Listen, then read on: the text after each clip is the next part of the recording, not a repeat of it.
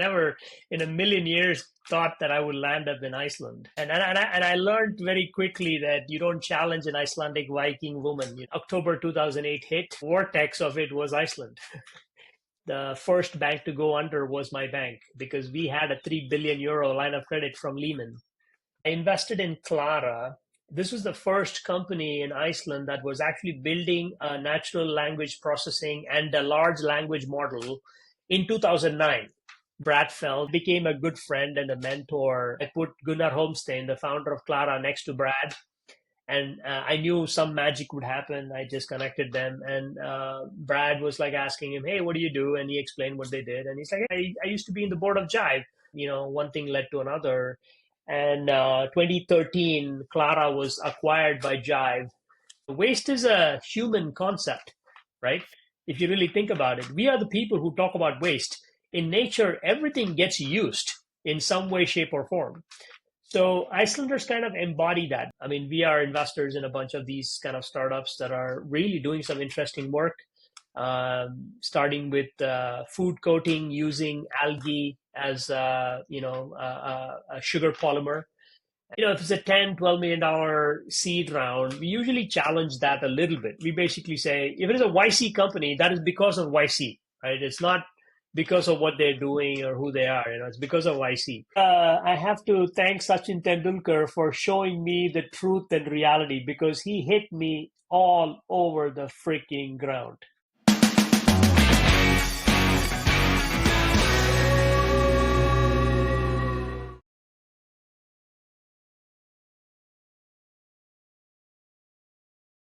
Hey everyone, I'm so excited for our guest today. We've got Bala, who interestingly is my senior from university back in India, BITS Pilani, and we got connected by a mutual friend, started talking. Bala has had such an interesting journey. Bala lives in Iceland, a country which a lot of us know very little about. And he's been doing a lot of interesting things around startups, around cricket. We're going to deep dive into a lot of these things. Bala, thank you so much for being on the Svagat show. Yeah, thanks so much for having me. So, I mean, let's just start with how does a guy from India land up in Iceland? How does that happen? I have to say, I have to quote John Lennon here, life happens while you plan for it. I never in a million years thought that I would land up in Iceland. I landed up in Louisiana State University in Baton Rouge. My wife, who is Icelandic, also was in LSU. The first interactions we had where I maybe told her that she was very curious about arranged marriages. And, I was getting frustrated about a lot of the questions that she was asking, which was putting me in the spot. And I literally, looked at her and said, it's not like I'm going to marry you. And ouch. And I learned very quickly that you don't challenge an Icelandic Viking woman. You don't do that. You'll get beaten down. We did end up getting married after our first daughter was born. She just looked at me and said, "Hey, I think maybe I want to go back to Iceland. I want to go back home." And I was like, "What do you mean go back home? I thought we were home." I was living in Houston, Texas. It's very much like Chennai, the same humidity, the same heat. Then once our daughter was born, we decided to move. We had a mutual friend who had just moved back to Iceland, who was Icelandic but lived in Houston. She connected me with the CEO of one of the Icelandic banks, and we kind of hit it off. So I went and met him in the DC, and we had sushi and talked about everything, strategy and whatnot. And he made me an offer and said, "Why don't you join the executive team?" And I started working for an Icelandic bank. It was called Íslandsbanki, and then became Glitnir. And it was fantastic. It was the boom years of Iceland. It was fantastic to be in that time. And I was part of the CEO's office implementing a lot of the expansion strategy of the bank, which is growing the bank outside of Iceland. The bank was very successful, and during that exercise, I was also appointed as the head of India for the bank, and I was asked to move to Mumbai to start the bank in India. And here I was, 35. I was having lunch with the finance minister of India and finance minister of Iceland. I thought that I kind of made it. For a kid out of Chennai, that was actually the highlight. And I was only 35. We were staying in Pali Hill. In Bandakurla complex is where we were going to have our office. Pretty much I had planned everything, and then October 2008 hit, and I don't have to tell or remind your listeners that the financial crisis, the vortex of it was Iceland. Literally, when Lehman Brothers collapsed, the first bank to go under was my bank because we had a 3 billion euro line of credit from Lehman. Wow. And when Lehman went under, there was a 3 billion euro hole in our balance sheet, and no bank recovered from that. So, and the Central Bank of Iceland just did not have 3 billion euros to give us. So, the entire financial system collapsed. And did that then lead to your work with startups? Yeah, so I mean, so when the bank collapsed, I was very promptly fired, like every international executive who was looking at any business outside of Iceland. So the bank literally became internally focused, and I was the second employee of the bankruptcy bank. Actually, the first one was the lawyer who drafted my contract because I had to go back and recover some of our clients had invested in India and Asia, and my job was to kind of oversee and recover some of those assets. And so that's the time I kind of had a lot of time to think about what I really wanted to do. And it was like 6 to 8 months. I literally did nothing because the lawyers were doing their thing. I mean, so many people got so rich working for these bankruptcy committees doing literally nothing, right? All they did is to make sure that nothing crazy happens. And most of the time, you achieve that by doing nothing. Right. Right. And 6, 8 months in, I was kind of getting bored. I said, this is silly. I don't want to do this. I was, and then suddenly, and the bankruptcy committee was like setting up interrogation facilities because of financial crime and whatnot. And I was like, guys, you are also on the same side. Suddenly you're all good guys. That makes no sense to me. You're all sitting at the same table doing the same things, and suddenly you're all good and everybody else is bad. I think there's like a Stanford experiment, right? When suddenly you divide up people and you make some of them as cops and some of them as prisoners. It's an experiment. Yeah. So I was witnessing that in Iceland in 2009, and I said I want no part of this nonsense. Something kind of bothered me because I tried to get a job in Iceland at that time, 2009. I knew a lot of people because my role was pretty, was a very interfacing with a lot of people. Yeah, a lot of people, mostly business leaders, because the bank was a lender to a lot of big companies. And I went and met with a lot of them, and everybody was very nice and polite, but they very politely showed me the door and said, "Sorry, you got nothing to add here." And I thought that was kind of weird because I'm a management consultant. That means I literally go to any business and make it better. And I was saying, what am I missing here? Is it me or is it them? And I looked around, and everybody who looked different than me were getting jobs, and I was the only guy who was like standing and saying, the only thing different is the way I look. So maybe that's the problem. And I don't know, plastic surgery or skin surgery was not something on the cards. So I decided that maybe I should just do something on my own. And I looked around. This was like, 2009, 2010, Instagram and all of that. The social media craze was just starting. Yeah. And I was saying that, this is how we're going to build the next wave of technology companies. Maybe I should just do this, focus on working with people who are building these technology companies. And I went around meeting people in Iceland, trying to see who are these people. And there was quite a few, actually, but none of the mainstream media or my banking fraternity ever knew who these people were. That was, again, a big, kind of a aha thing. I was like, these people are totally missing the value creators of an economy. And I said, I just want to work with these people who are, rolling up their sleeve. They're in the arena building things, and I want to be part of that, because the mainstream media was talking about how Iceland is sunk and we're going to be slaves to England and Netherlands, and this was the ice safe time, and Prime Minister Brown had just declared Iceland as a terror state to freeze all the assets, in England, which was kind of silly because Iceland does not have an army or anything like that. So, Yeah.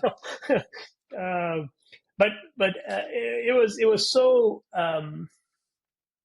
contrary to what everybody was seeing to what I was seeing. And then that's how the whole Startup Iceland and everything else started. Again, Startup Iceland was another offshoot from my first venture, as I mentioned before in our previous conversation. What does BITS Pilani graduate from India and triple masters from the US who had a fantastic career do? You crawl begging to your family for money, saying that, can you give me some money so I can do this venture thing? And my cousin took pity on me and said, okay, let's do this. And Did you he know gave what the me. venture was at that time, or it was more like just give me the capital and I'll figure it out?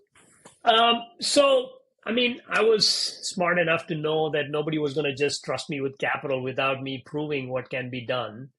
So I went and met a lot of founders, and I liked one team. So I actively pitched that one team to my cousin, and I said, "Hey, I like this team.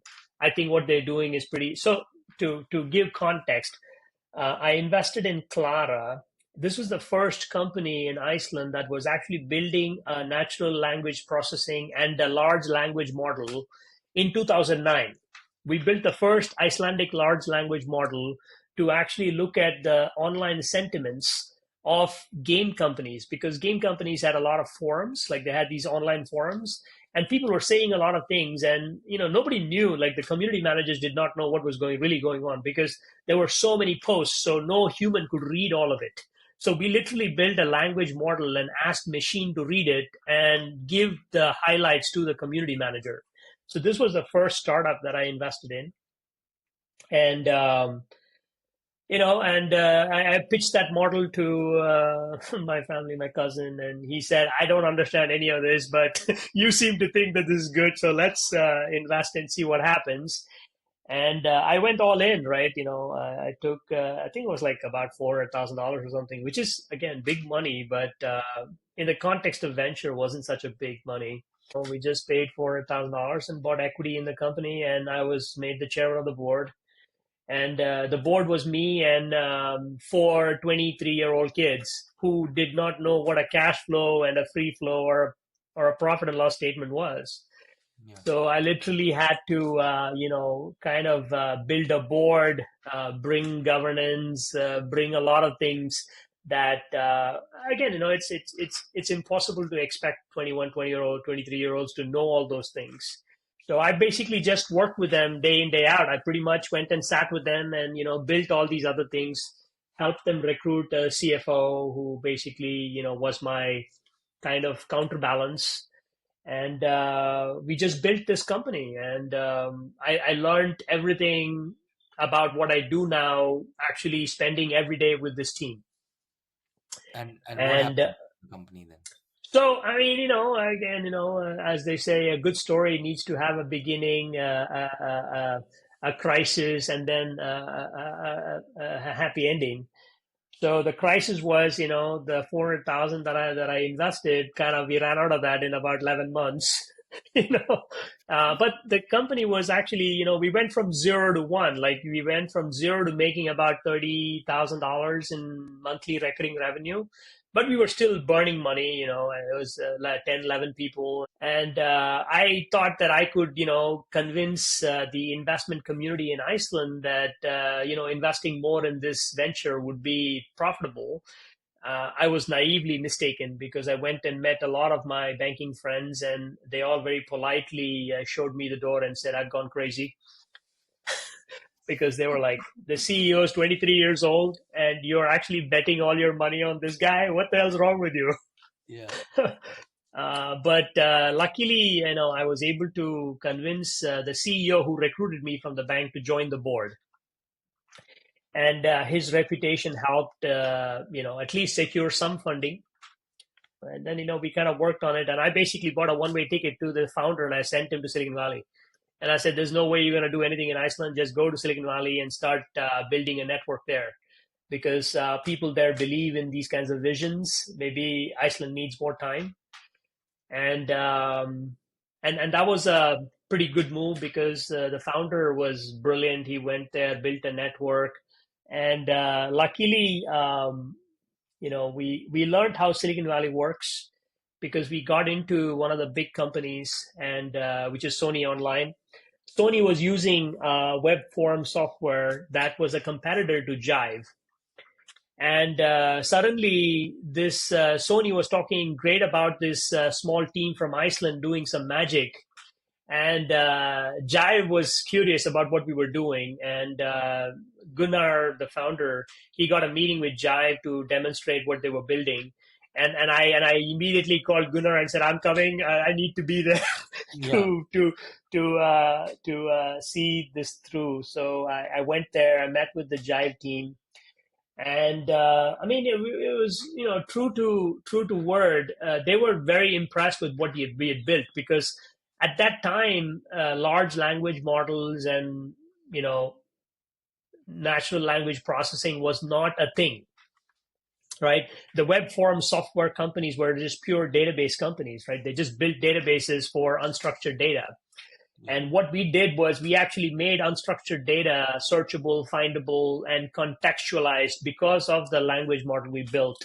And they were very impressed with that. They said, "How did you guys figure this out? How did you do this?" And we were like, I mean, seems logical, because it's not structured, so we had to find another way. And obviously, there's been a lot of research that has been going on in this space, like the Harvard Crimson Hexagon algorithm, which was actually the foundation for a lot of the LLMs today. We invested and built in that, and they really liked us. And I also, very surreptitiously whispered in their ears that we are for sale. and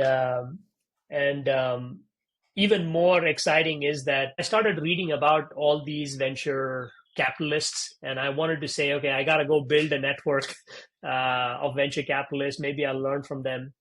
I started reading a lot of blogs, and Fred Wilson, avc.com, I'm sure everybody in the venture space knows about it.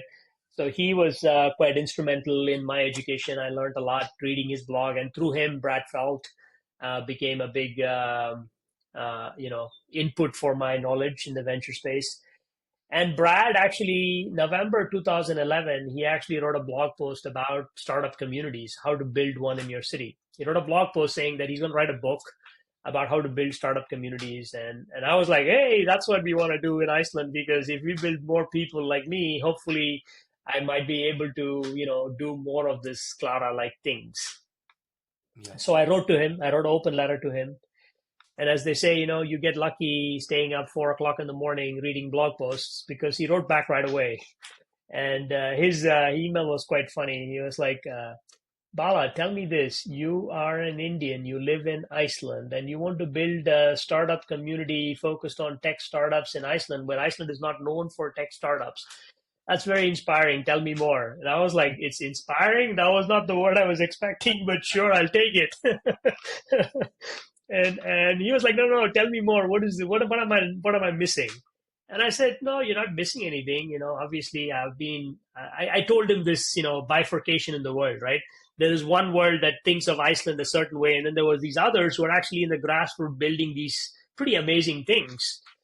And he was like, that's very cool. I want to help. What can I do? And I was like, maybe you can come to Iceland. And if you come and talk about this venture thing, maybe people will take it seriously, because I think people have given up on me. They think that I've gone crazy, And he said, sure, I'll come. And that's how the first Startup Iceland event was born. I'd never put an event together before, so I had no idea what to do. So I wrote a small position paper, or kind of like an executive summary on the next Iceland. the new Iceland. And, I started blogging because I thought everybody was blogging, so I should blog. So I started writing. Nobody read my blog post. But I wrote one blog post where there was a lot of people who read. And that was a good inflection point. I wrote a blog post on my vision for Iceland.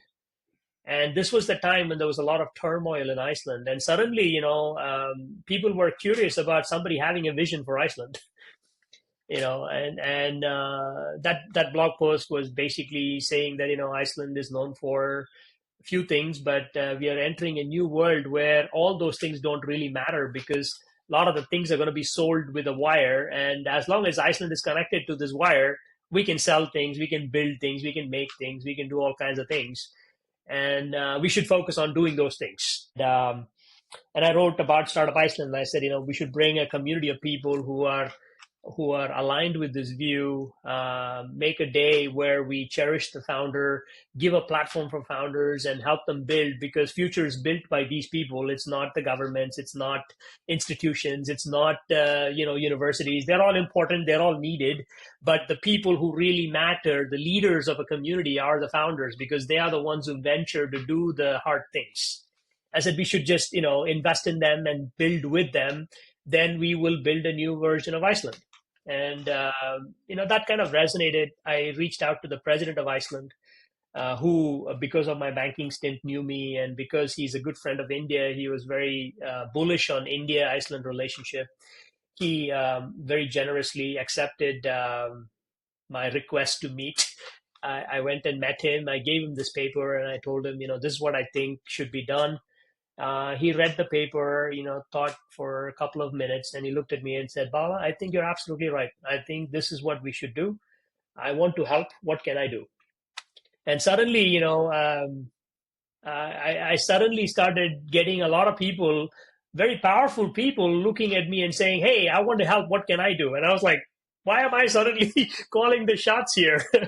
It just came for a job a few years ago. Nobody wanted to give me that. Yeah. And then, again, it just so happened that it's incredible. I think leadership is,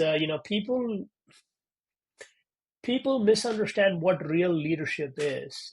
Leadership is actually doing the hard things.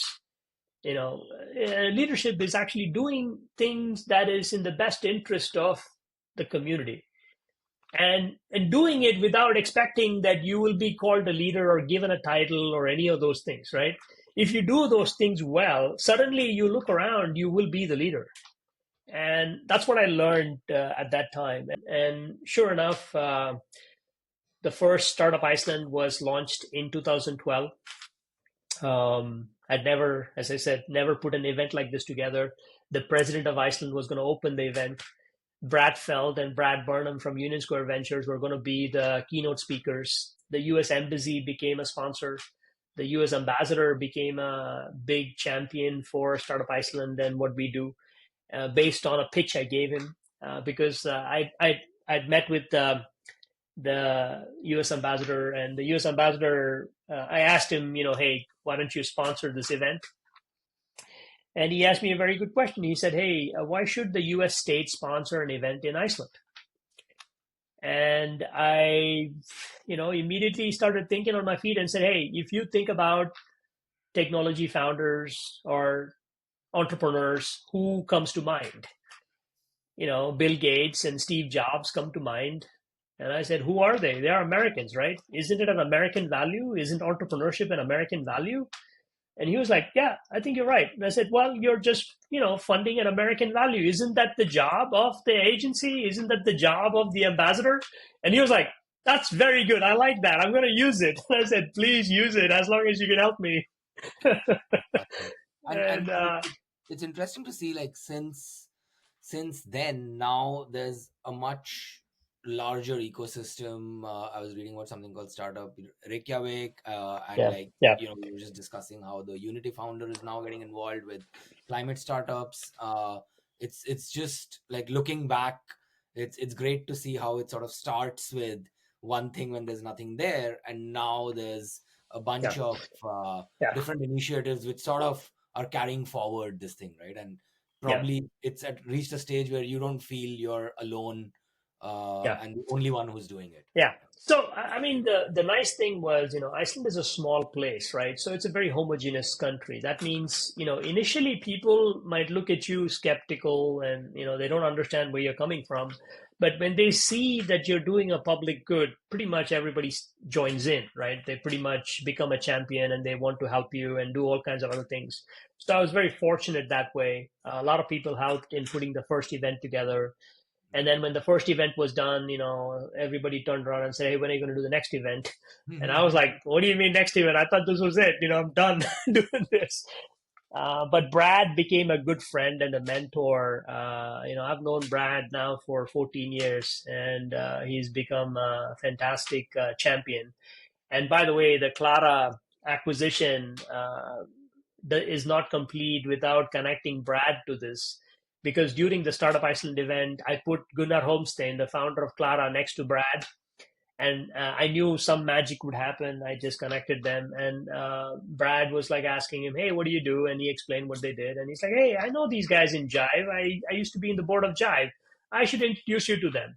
And he obviously made the introduction. And then, one thing led to another. And 2013, Clara was acquired by Jive for 1 billion kronas. And Gunnar Holmstein was on the front page of a newspaper exactly 3 years from the time we invested. It was a decent exit. Again, given the context, it was a decent exit. Obviously, if this company had been a Silicon Valley company, it would have been a 40, 50, $100 million business. But given that we came from Iceland, that company was acquired for about $10 million. You know, uh, not a lot of money, but all the founders became millionaires because suddenly, Iceland saw that you didn't have to be in real estate or fish to become a millionaire. And that changed everything, right? That changed the whole context of what can be done and what should be done. And every year, Startup Iceland, and of course, as I said, Brad was a good mentor, and he took me out for dinner, me and my wife with him and his wife, and we talked about all these things. And I was like, whining and cribbing, and he said, "Hey, Bala, don't look at it now. Don't think about all the short-term challenges you're going through. You need to play the long game. 10 years from now or 20 years from now is when you should look back at this time and ask if you did the right thing or if you did the wrong thing."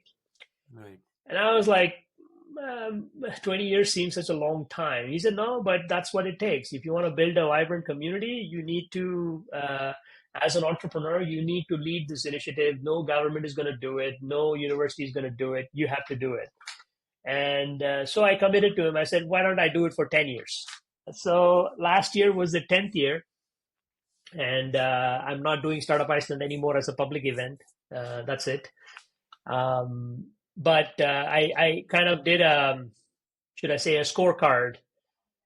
And the scorecards are, hard to do when you're building an ecosystem. The easiest measure is, dollars invested in this asset class, right? In the year 2009, 2010, there were two government-run venture firms in Iceland. And the total capital that they had at their disposal to deploy was about $30 million, and of which maybe $3 million was deployed, right? 10% of it was deployed because it's a small, size amount. So, you can't, when you're running a government organization, most of the time it goes towards organizing and administering and not really investing, right? Yeah. And in 2022, the total amount of capital that was deployed in startups in Iceland, or the startup asset class, was close to $392 million. So we had done 100 times what it was in 2010. Even if we look at the 3 million to 390 million, that's a huge jump. And that means that there are actually opportunities that have emerged in the years for that kind of capital to go in. What are some of the big success stories from Iceland Right. that have come out? So, as I said, obviously there are plenty of stories. The last one, last year, the fourth quarter of last year, one of the companies called Kerecis was acquired by Coloplast for $1.3 billion. So this was the first unicorn exit of an Icelandic company, and this company had not been in existence before the financial crisis, right? So the founder used to work for Össur, one of the prosthetics company, and he knew biotech medical, and his wife is a biotechnologist, and they were from a distant town up north in Iceland, which was a very fishing town, and they wanted to reuse the fish skin. They had heard all these stories about how fish skin does your skin nice and makes your skin soft and better, and they wanted to kind of go and do some research on it, and they did, and they actually used the usually the fish skin after the fish is caught, it's usually thrown away, so it's waste. So they took waste and they converted it into one of the most valuable products. So uh, probably, I don't know, 15 centimeters by 15 centimeters strip that is used as a skin graft costs about $4,000, you know. And this company is creating so much value from waste products from the seafood. And now you probably hear a lot about the circular economy in terms of reusing waste and sustainability and all of that. In Iceland, they are very grounded to nature, right? You have to be in Iceland because the nature is very harsh here, right? It gives you no warning. You gotta learn how to live with nature here.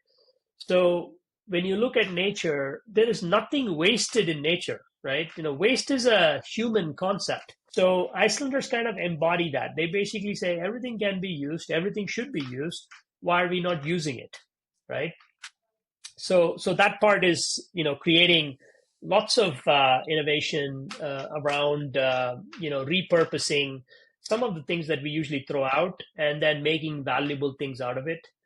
I mean, we are investors in a bunch of these kind of startups that are really doing some interesting work, starting with food coating using algae as a sugar polymer. And this actually replaces plastic and other coverings of fruits and vegetables.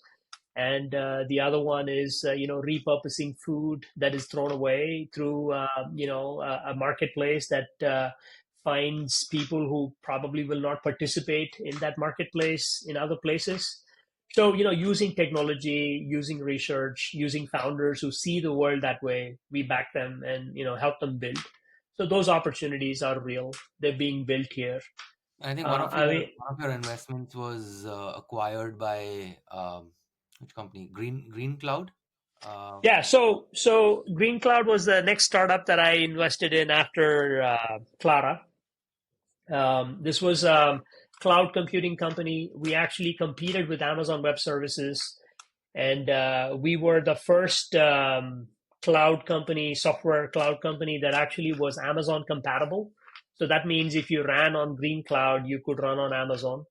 So we contributed a lot of code to the open source community for S3 and EC2, which is the Amazon standard for compute and storage. And so I took over as the CEO of that company and helped build that company. And I actually was the one who helped recruit the new CEO who joined and who oversaw the acquisition by Netapp. Green Cloud was a great success story because Netapp now has an office in Iceland, and they employ over 60 to 80 people. And that doesn't sound like a lot, but in Iceland, that's big, right? Because yeah. Iceland, the entire population is only 350,000 people. I mean, we're slowly edging toward 400,000. But there are lots of new things that have started in Iceland because of startups. I was an early investor in a company called Guide to Iceland, literally helped put all the small vendors into the platform. They launched a new product called Guide to Europe. They're using the same concept of the marketplace for the European market. It's very AI driven, a lot of the tours and destinations. So it's called Travel Shift now because they have multiple markets they run. Yeah. And there's plenty, and I think Travel Shift will be the next unicorn in Iceland because they are tending towards that valuation, and they're growing nicely and doing well. It's incredible. One of the things that I noticed as a segue from the point that we were discussing earlier is I did a LinkedIn search for just founder and location as Iceland. I got about 890 results, and I couldn't help but think that there's obviously a boom in venture investments. I noticed bulk of it comes from the local pension funds and things like that. There's now a rise of startups, but it's still at a relative level the percentages are high, but in absolute numbers it's still fairly small, right? Right. And so in such a scenario, how does one think about private investing, venture, Right. uh, bootstrapping? Like, how does one play that out? Does the traditional venture model work? Like if somebody were to just give like $10 billion to Iceland, and there was like if SoftBank were to set up a big office there, right? Would that Mm-hmm. model really work for like capital? Can Yeah. capital solve the problem? Or like what? So, the thing is that I might have a contrarian view on this, and then, I'll talk more about that. I think only venture capitalists think about how much capital they should deploy. You know, the founders don't think that way, right? If you really think about it, the founders are building a vision. They're really going after something different than how much capital should they deploy, right? I think it is a very different mindset in my view. So, yes, I think if $10 billion was to be invested in Iceland today, it will basically get sucked into all kinds of things, right? That is the nature of money. Money is like water, it always finds all the cracks. Yeah. And my view on this is very different. I was, Guide to Iceland did really well. GE pension fund actually invested in them, and there was a decent exit for the founders. And I was actually, in the same boat as the founders because I was an early investor and I'd been with them for long enough that I was able to take some money off the table. And when I took the money off the table, I looked around and I said, what should I be doing? I've proved this model. I think it works. I like working with founders. And some people who had come to Startup Iceland, like Bree Pettis, who is now my LP and who's also in my board. Bree Pettis is the founder of MakerBot, right? He's become I invited him to come and speak in 2014. I reached out to him and I said, I like what I do, and this is kind of my thesis. I really want to work with founders in the early stage and help them solve all the non-money problems, right? Because money only solves money problems. And I said, there's plenty of people willing to put money on problems that money can solve, but there are very few willing to commit time and effort to do the non-money problems. And I want to basically do that. By the way, we'll put some money, so that money will multiply in many folds.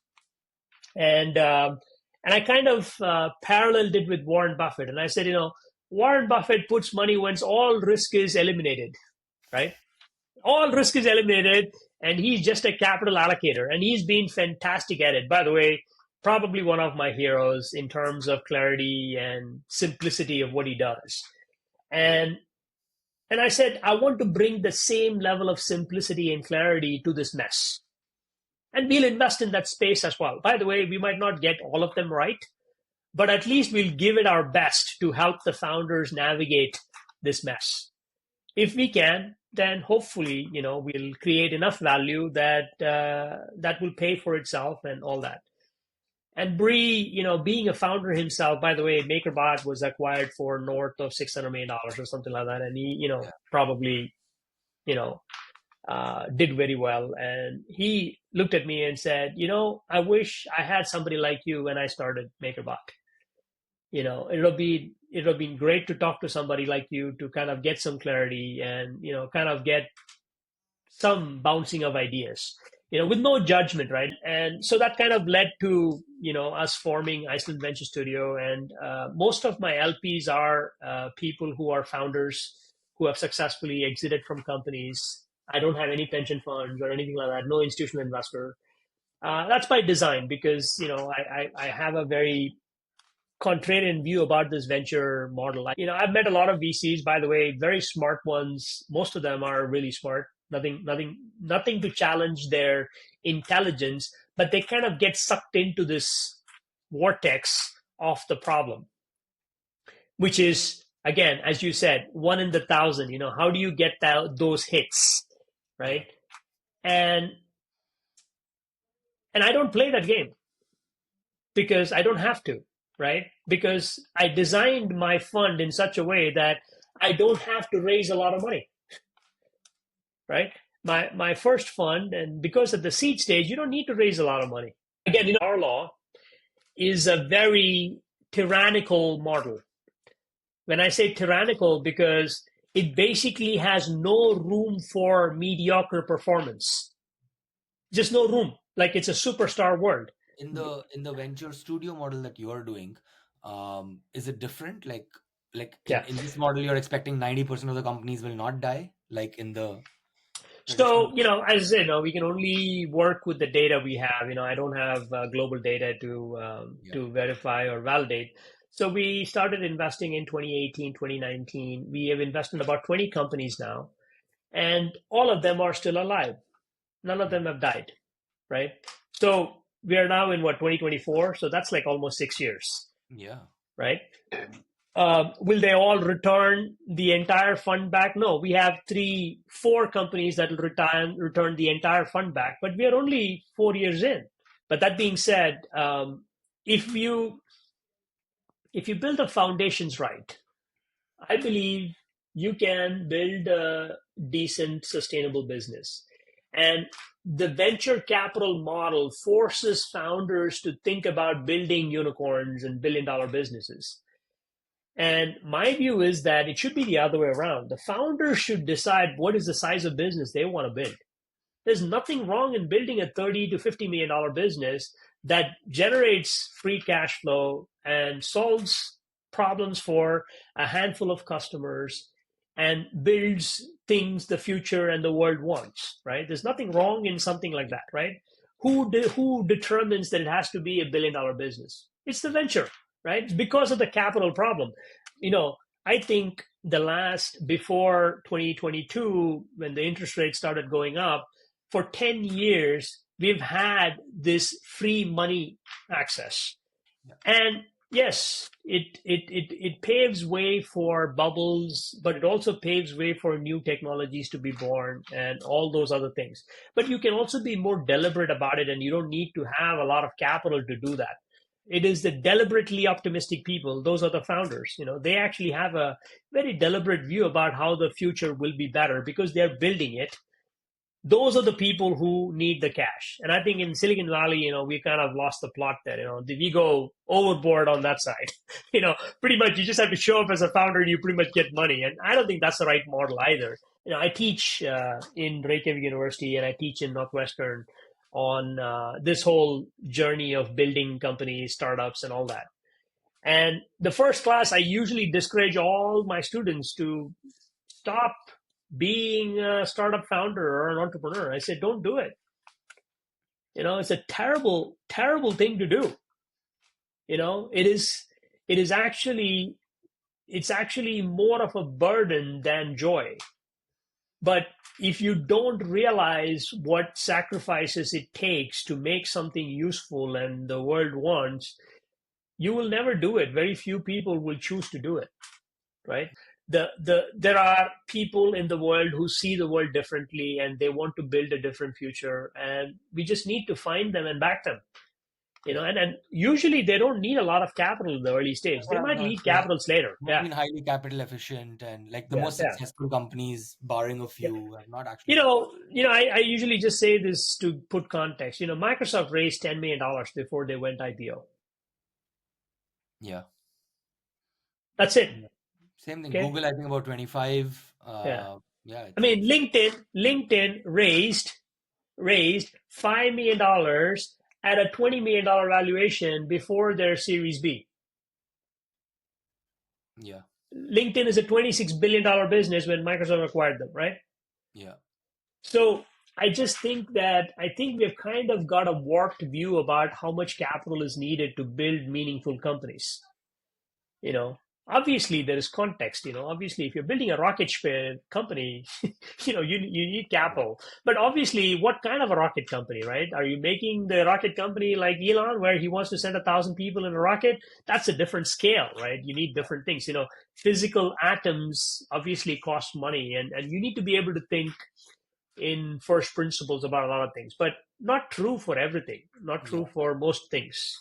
Yeah, one of the things I've found interesting is like, I mean, I enjoy investing at the pre-seed and seed stage, and normally in whether it's India, Europe, US, typically the median seed valuation tends to be around anywhere between 9 to 12, 15 million Hmm. dollars. You see a lot of that with like the YC companies, but I have invested in a bunch of companies at like a 2 million, 3 million kind of a valuation, and finally, they are equally, if not more likely to return much better outcomes, because even a 50 million outcome is a great 20, 30x Right, return for right. everyone. And those are Yeah, more common, as opposed to once you enter at that 20, 30, 50 million thing, now it has to be a yeah, billion-dollar outcome to yeah, make the yeah. same dollar on dollar return then. So, Exactly, exactly. So, I mean, obviously, there is math involved. It matters what value you get in, yeah. but what really more matters is that so we have a different view on this. We don't, if it's a 10, $12 million seed round, we usually challenge that a little bit. We basically say, if it is a YC company, that is because of YC, right? It's not because of what they're doing or who they are. It's because of YC. I mean, we basically bet a lot on founders, right? We know the founder mindset. We have founders as our board members, so we understand what it takes to build big companies. And my view is very simple. Be careful what you wish for, right? As a founder, if you raise at a $15 million at a pre-seed, you're just setting yourself for failure, because it's gonna be hard to justify to yourself how do you become $100 million business if you start there, right? So I always say you got to start with the end in mind, right? If you want to be $100 million business, what kind of revenue you need to have? You need to have at least $10 million in revenue, right? Typically, that's kind of like the rule of thumb. And Yeah. eventually, you want to go into the public markets, you're going to be graded by the same scale as what those companies are graded.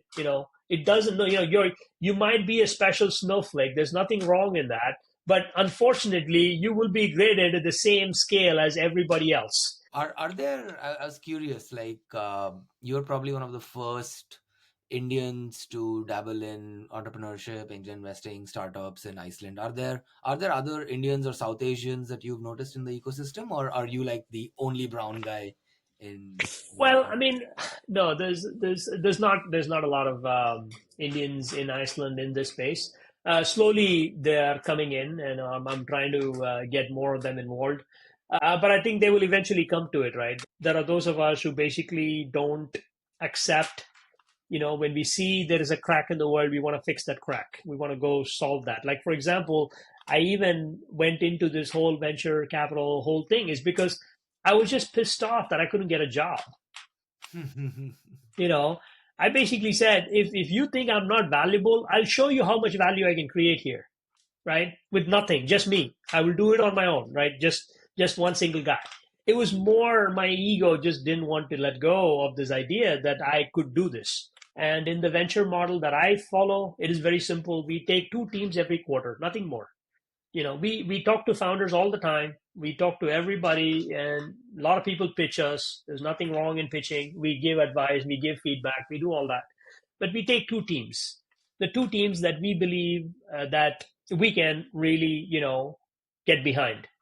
And as long as we get behind those teams, we are all in. That means we basically get them through this hard phase, and and help them build, because we believe in that future that they're building. It's not a capital allocation problem, right? It's a different way of thinking about it. By the way, we also do the capital allocation, because what happens when you start working with the founders is that this is the only legal way to have insider information, right? Yeah. If you think about it, public companies, insider information is illegal, right?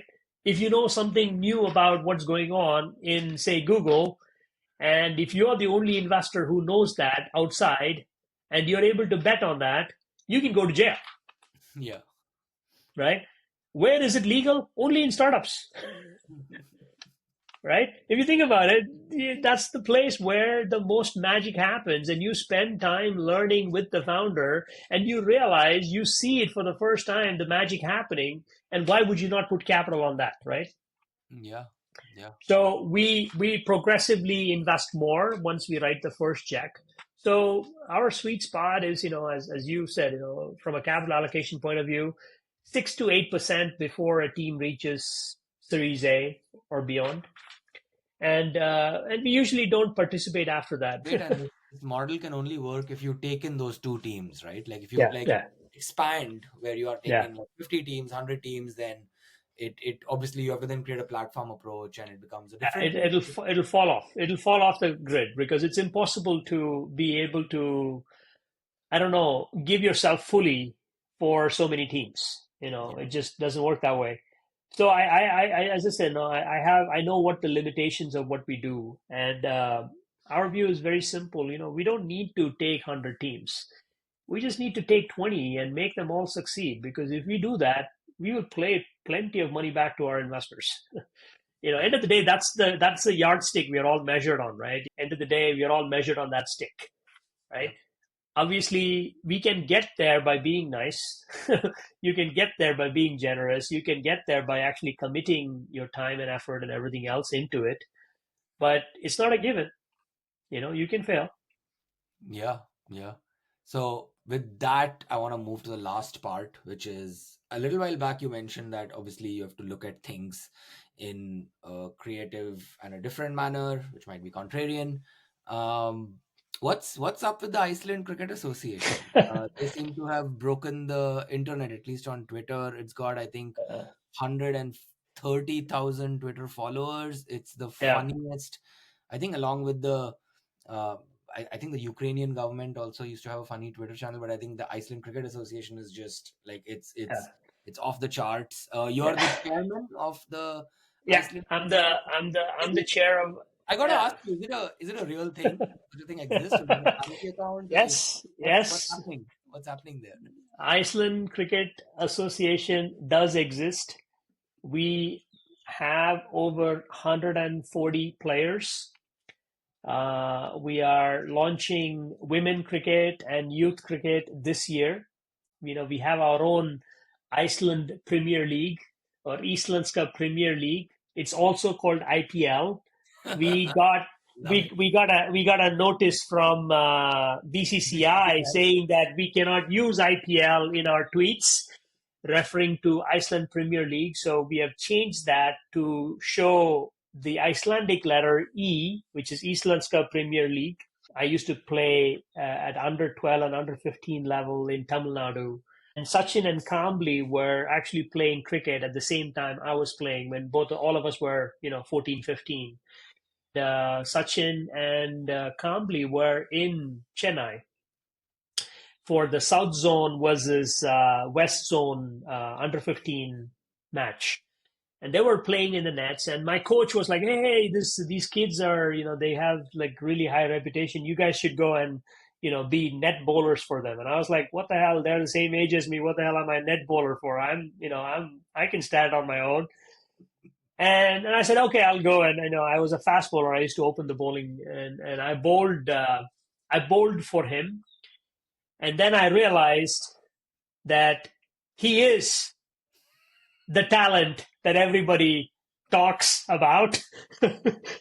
He was going to play for India, and I had no chance playing for India. And I think I have to thank Sachin Tendulkar for showing me the truth and reality, because he hit me all over the freaking ground. But when I came to Iceland in 2006, 2007, a bunch of people were playing, and I just joined them and we started playing. There was not a lot of people. Um, and some of them, continued to build. And 2015, the first Iceland Cricket Association was formed.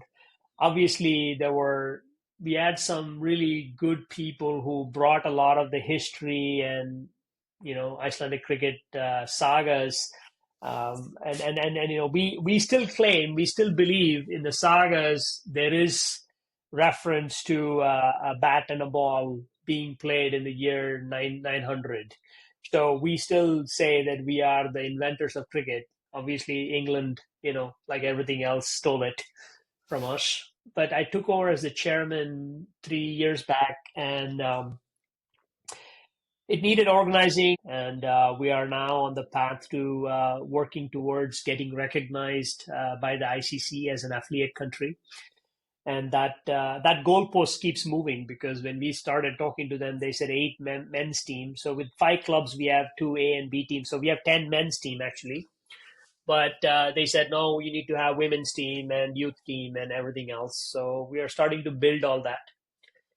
But end of the day, we want Iceland to be a cricket playing nation. And I took some of the learnings from startups and we applied it into our Twitter handle.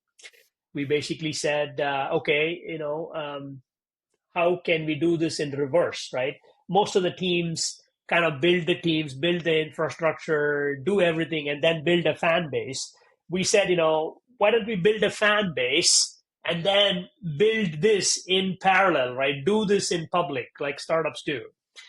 And we're just lucky because we have some very smart, intelligent, funny cricketers who David Cook, who is the secretary of our club, who also handles our Twitter handle.